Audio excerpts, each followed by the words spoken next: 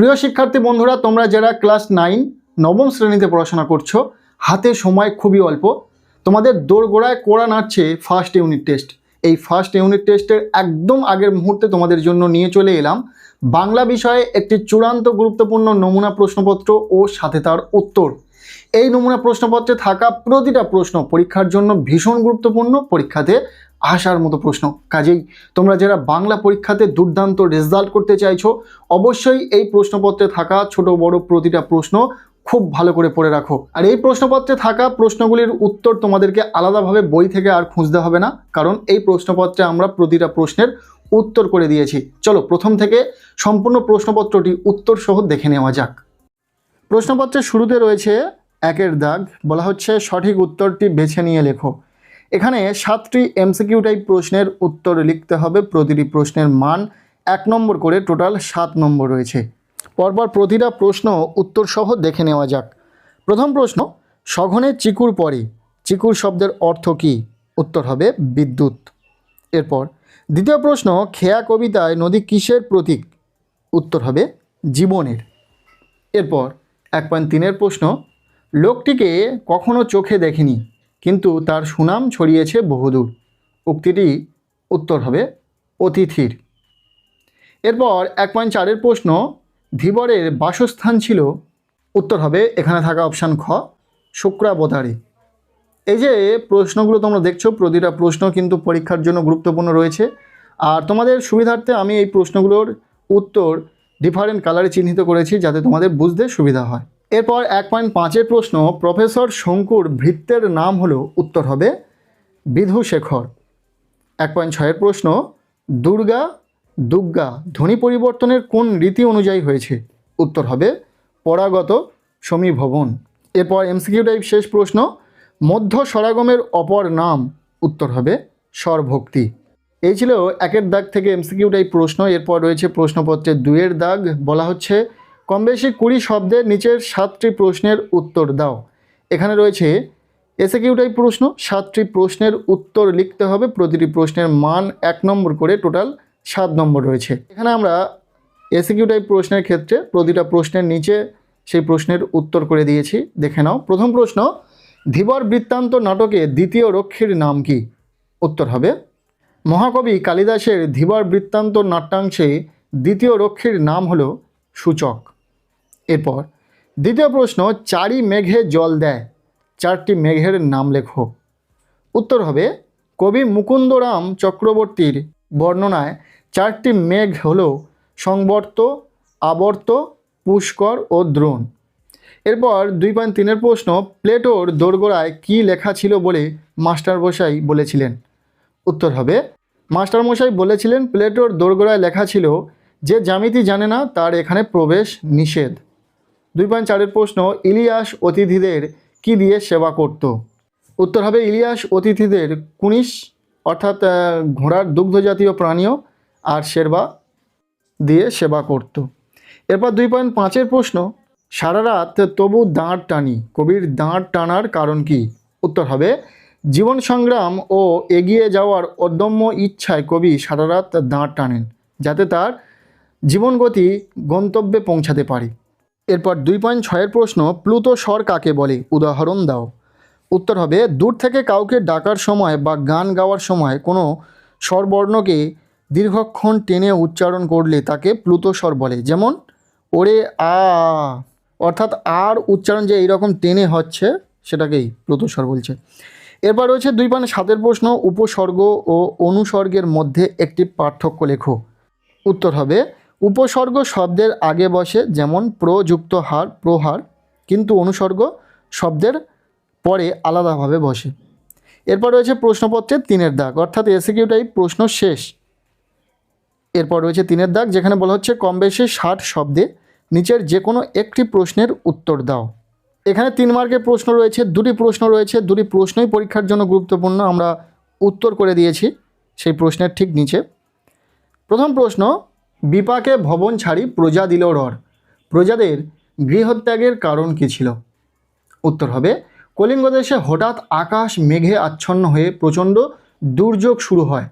ঈশান কোণে মেঘ জমে ঘন ঘন বিদ্যুৎ চমকাতে থাকে এবং প্রবল বৃষ্টির সাথে মেঘের গুড়গুড় গর্জনে প্রজারা আতঙ্কিত হয়ে পড়ে।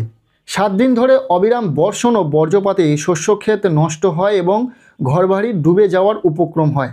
এই প্রাকৃতিক বিপর্যয় থেকে প্রাণ বাঁচাতে প্রজারা ঘর ছেড়ে পালিয়ে যায়। ইম্পর্টেন্ট প্রশ্ন। এরপর রয়েছে দ্বিতীয় প্রশ্ন, সারা রাত মিছে দাঁড় টানি। দাঁড় টানাকে কবি মিছে বলেছেন কেন?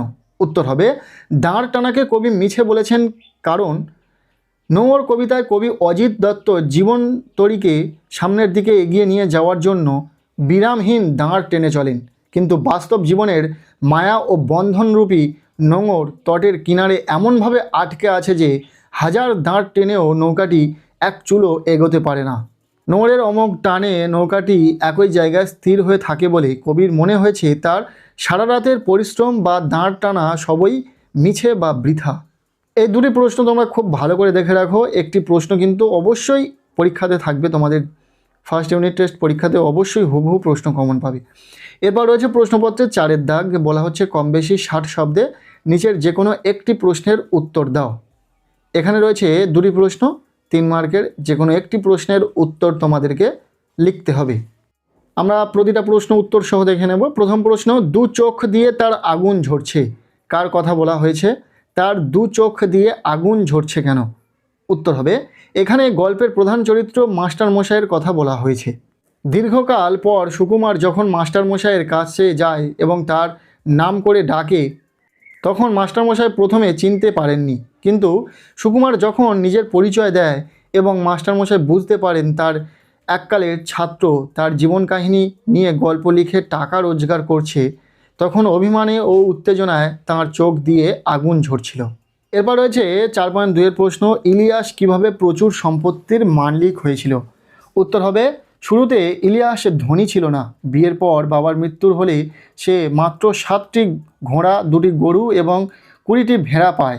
কিন্তু ইলিয়াস ও তার স্ত্রী সকাল থেকে রাত পর্যন্ত কঠোর পরিশ্রম করতে এবং মিতব্যয়ী জীবনযাপন করত। তাদের এই 35 বছরের হাড় ভাঙা খাটুনির ফলেই ইলিয়াস ক্রমে 200 ঘোড়া, 150 গরু, মোষ আর 1200 ভেড়ার মালিক হয়ে ওঠে এবং এলাকায় তার প্রতিপত্তি বাড়ে।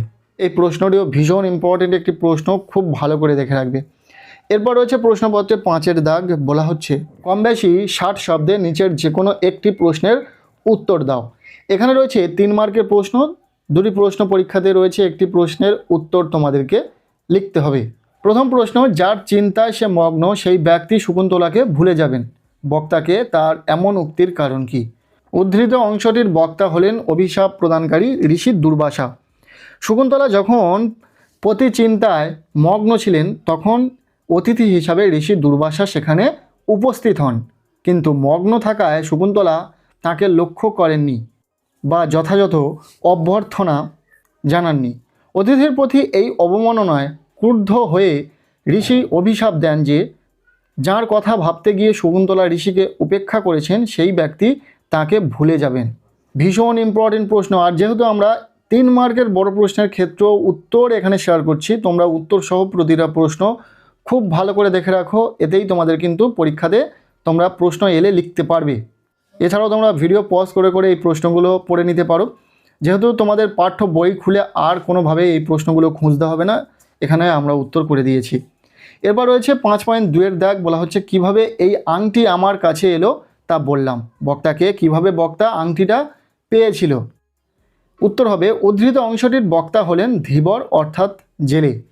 ধীবর জানান যে সে পেশায় একজন জেলে এবং জাল দিয়ে মাছ ধরাই তার জীবিকা। একদিন সে যখন একটি রুই মাছ খণ্ড খণ্ড করে কাটছিল, তখন মাছটির পেটের ভেতর থেকে মণিখচিত এই উজ্জ্বল আংটিটি সে পায়। আংটিটি বিক্রি করার উদ্দেশ্যে সে যখন লোককে দেখাচ্ছিল, তখনই রাজপুরুষরা তাকে চোর সন্দেহে ধরে নিয়ে আসে।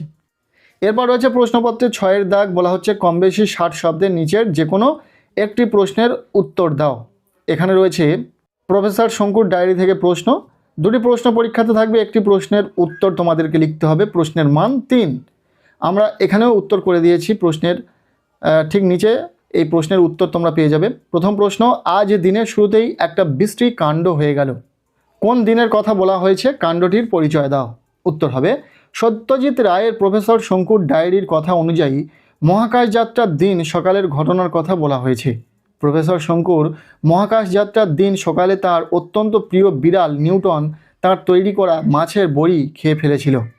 এর ফলে শঙ্কু ভয় পেয়েছিলেন যে নিউটন মারা যাবে, কিন্তু দেখা গেল বড়ি খেয়ে নিউটন বরং সতেজ হয়ে উঠেছে এবং সেও মহাকাশ ভ্রমণে যাওয়ার যোগ্য হয়ে উঠেছে।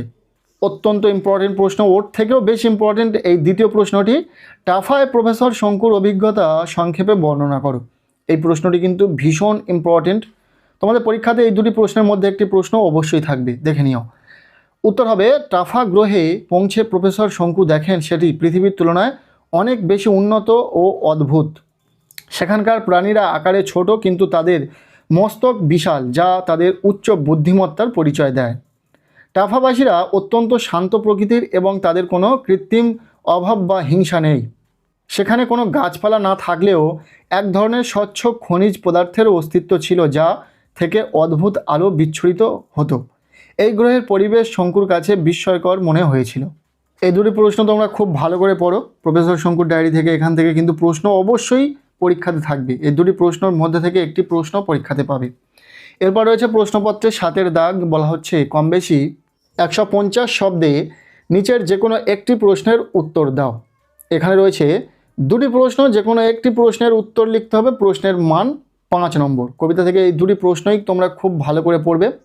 প্রথম প্রশ্ন, কলিঙ্গ দেশের ঝড় বৃষ্টি কবিতায় যে প্রাকৃতিক দুর্যোগের বিবরণ আছে তা লেখো। এরপর দ্বিতীয় প্রশ্ন, নঙর কি? নঙর কবিতায় কবি যে জীবন সত্য তুলে ধরেছেন তা আলোচনা করো। এই দুটি প্রশ্নই ইম্পর্টেন্ট। এরপর রয়েছে 8-এর দাগ। বলা হচ্ছে কম বেশি 150 শব্দে নিচের যে কোনো একটি প্রশ্নের উত্তর দাও। এখানে গল্প থেকে দুটি প্রশ্ন রয়েছে, একটি প্রশ্নের উত্তর লিখতে হবে। প্রশ্নের মান 5। প্রশ্ন দুটি তোমরা দেখে নাও, দুটি প্রশ্নই ভীষণ ইম্পর্টেন্ট। প্রথম প্রশ্ন, তখন আমরা পেয়েছি সত্যিকারের সুখ। কখন তারা সত্যিকারের সুখ পেয়েছেন? এতদিন সুখ পাননি কেন, তার বর্ণনা দাও। আর দ্বিতীয় প্রশ্নটি হলো, আমার ছাত্র আমাকে অমর করে দিয়েছে। বক্তাকে তার চরিত্রের সংক্ষিপ্ত পরিচয় দাও। এরপর রয়েছে প্রশ্নপত্রের 9-এর দাগ, অর্থাৎ শেষ দাগ নাম্বার। বলা হচ্ছে কম বেশি 125 শব্দে নিচের যে কোনো একটি প্রশ্নের উত্তর দাও। এখানে 4 মার্কের জন্য প্রশ্ন রয়েছে, দুটি প্রশ্ন রয়েছে, একটি প্রশ্নের উত্তর লিখতে হবে। মূলত পরীক্ষাতে দুটি ভাব সম্প্রসারণ থাকবে, একটি তোমাদেরকে লিখতে হবে।